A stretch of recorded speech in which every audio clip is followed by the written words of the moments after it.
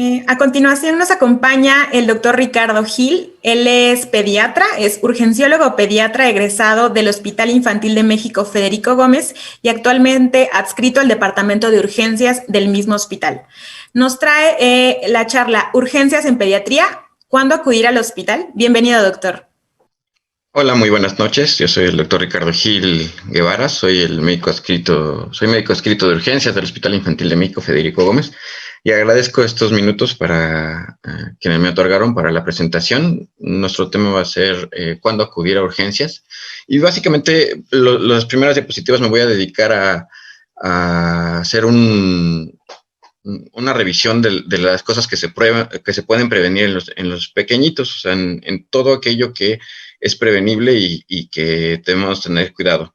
De ahí en adelante voy a tomar unos minutos más para ver los accidentes más frecuentes en la casa y lo que se puede presentar y qué debemos de hacer, así como tips muy específicos, muy concretos para todos aquellos que tienen a un pequeñito en casa.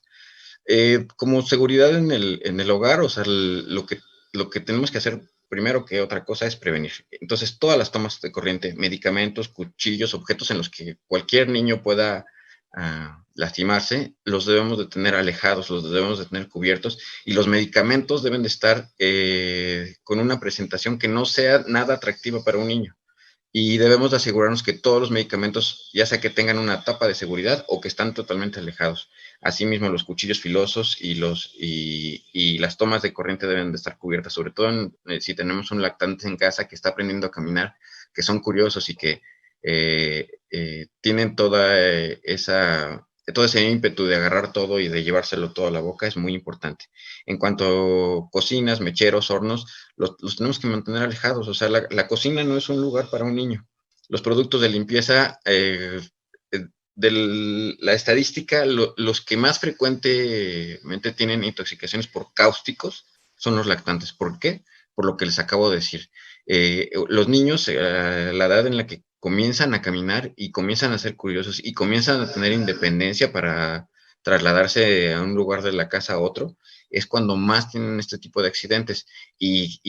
¿Cómo sucede aquí? Y sobre todo en México, pues van por la botella de coca, que es ahí donde está el detergente, van por la botella de jugo, que es ahí donde está el detergente, y es cuando suceden los accidentes. Las escaleras deben de estar también protegidas, deben de tener barandales, y deben de haber rejas que protejan de que no pasen por ahí ningún niño. Y desde luego, pues las armas de fuego que llega a pasar. Nada más para recordarles, no hay que agitar a un bebé ni por juego ni por no juego. Las sacudidas o el shaking baby, como se le llega a conocer, provocan pequeñas hemorragias intracraneales. Es el mecanismo de aceleración y desaceleración lo que va a provocar que el cráneo, bueno, el parénquima, el cerebro en estos niños se lesione. Entonces, nunca hay que sacudir a un bebé, ni por juego ni ninguna otra situación. La seguridad en los automóviles es algo que quise mencionar, es algo muy importante y que debemos de tomar en cuenta que por cada edad y peso, bueno, sobre todo el peso del niño, va a depender cuál es el asiento del carro que va a requerir. Por ejemplo, los lactantes siempre deben de tener el cinturón de seguridad incluido en el asiento. Conforme van creciendo, vamos a poder ir siendo más independientes en cuanto a que el cinturón de seguridad puede ser independiente, como el que vemos, la figura que vemos en la última parte, en la parte de la derecha de la ilustración que les puse. Y realmente es hasta los 12 años que los niños pueden viajar en la parte de enfrente. Los niños tienen la cabeza más grande y más pesada que los adultos. Son un proyectil cuando suceden este tipo de accidentes frontales. Entonces, no es recomendable para nada que vayan en la parte de frente y deben de ir en la parte de atrás con su respectivo car seat, con su respectivo asiento. En el parque, calle y todo aquel deporte que se practique sobre ruedas o en cualquier tipo de juguete que esté en movimiento, deben de llevar el equipo apropiado. Esto no sucedía antes, lo sé, o sea, llevamos una infancia diferente, pero cada vez se ha visto que por más insignificante y estorboso que parezca, ese casco, esas coderas, rodilleras, protegen a los niños. Entonces, hay que acostumbrarlos que desde que la primera vez que utilizan la patineta, la bicicleta, los patines, se pongan el casco, las rodilleras y el equipo de protección adecuado para cada ocasión.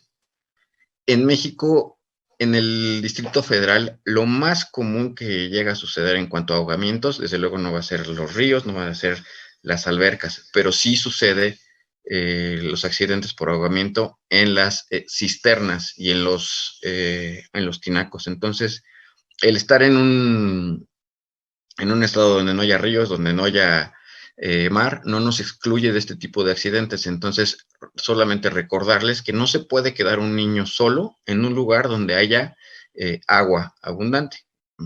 No, este tipo de accidentes suceden en cuestión de segundos y lo más frecuente que pasa aquí en ciudades como la Ciudad de México es que se caen en las cisternas y en los tinacos.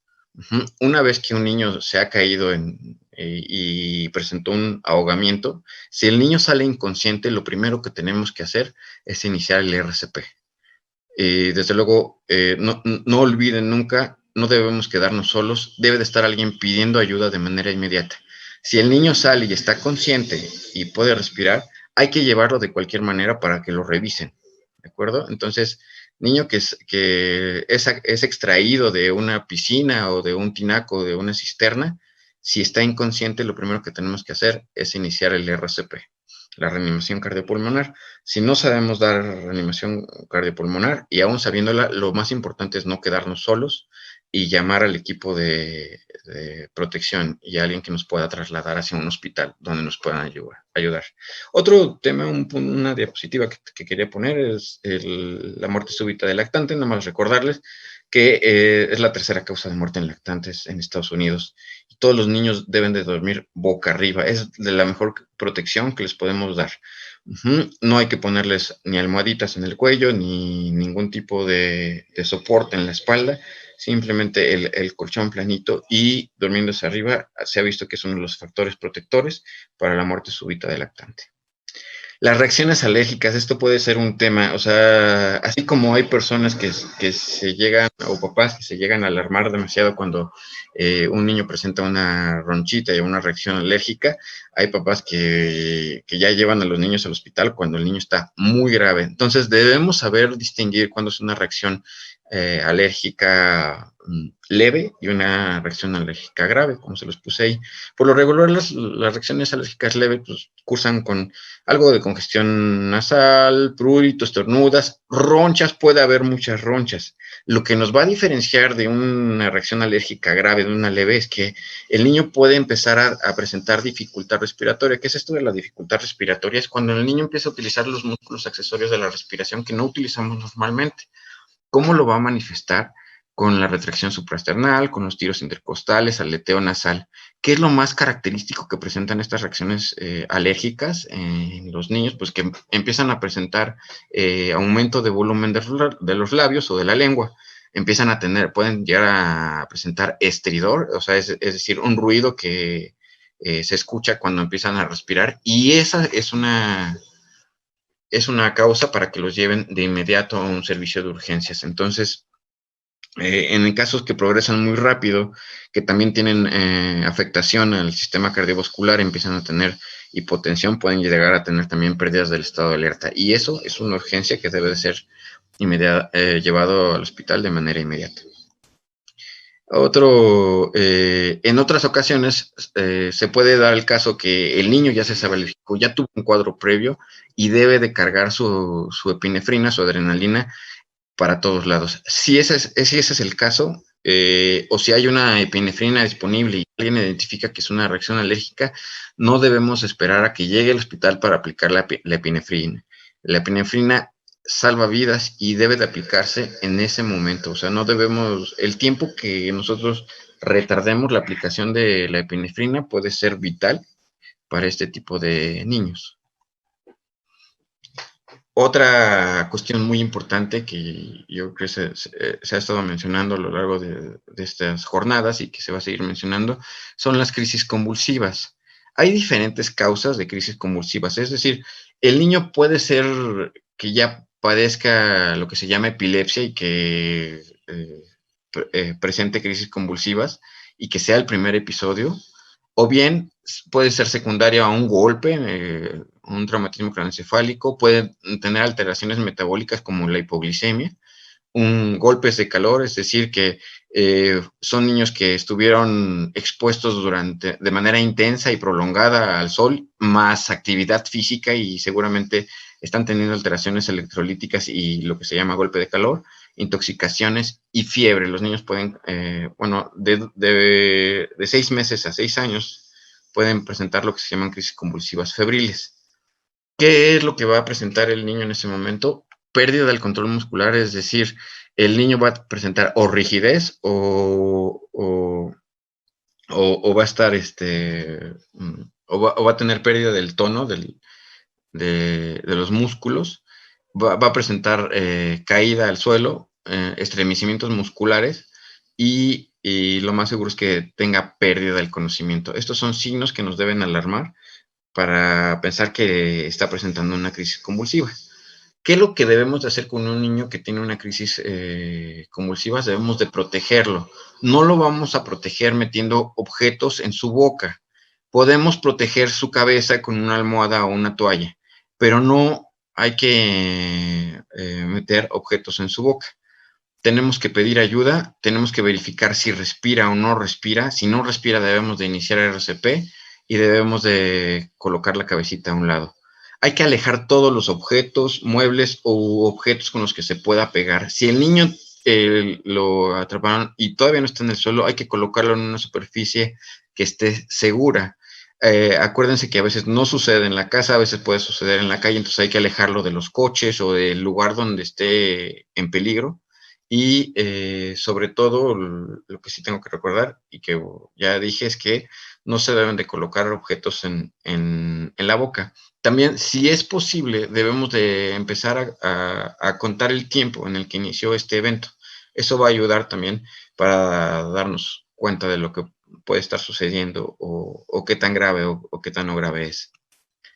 Las hemorragias o los golpes que producen una salida de sangre, ¿qué es lo que tenemos que hacer? Simplemente lo más importante es, uno, asegurar que lo que utilicemos para limpiarlo esté limpio y presionar con firmeza. Si en ese momento no encontramos nada limpio y la hemorragia es importante, no se preocupen por eso, lo más importante es detener la hemorragia. Entonces hay que presionar con firmeza.